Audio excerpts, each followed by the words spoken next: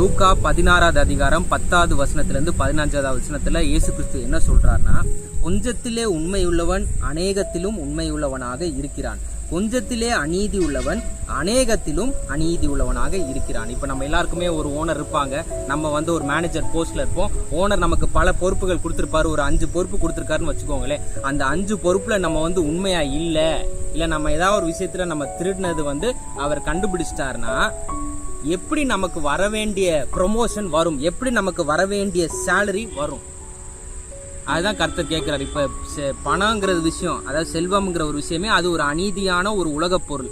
உன்னால அதிலே உண்மையா இருக்க முடியலன்னா பரலோகத்திலிருந்து வர நித்திய ஜீவனாகிய ஆன்மீக ஆசீர்வாதங்களை நீ எப்படி ஒழுங்கா நீ பாப்ப?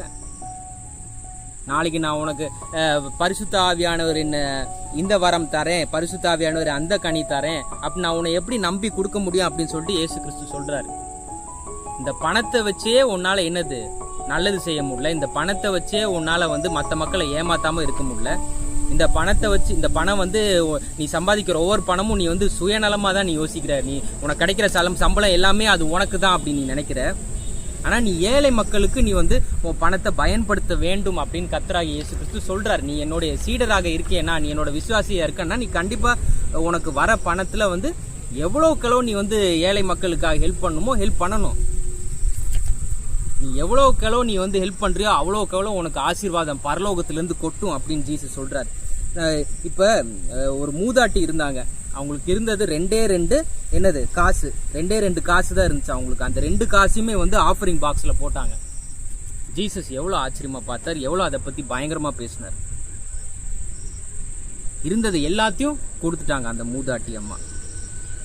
அது மட்டும் இல்ல, இன்னொரு ஒரு அம்மா ஒரு யங்கான ஒரு அம்மா தனது முழு நறுமண தைலத்தை ஒரு பாத்திரத்துல ஊற்றி இயேசு கிறிஸ்துவின் தலையில் மேல ஊத்தி விட்டாப்புல.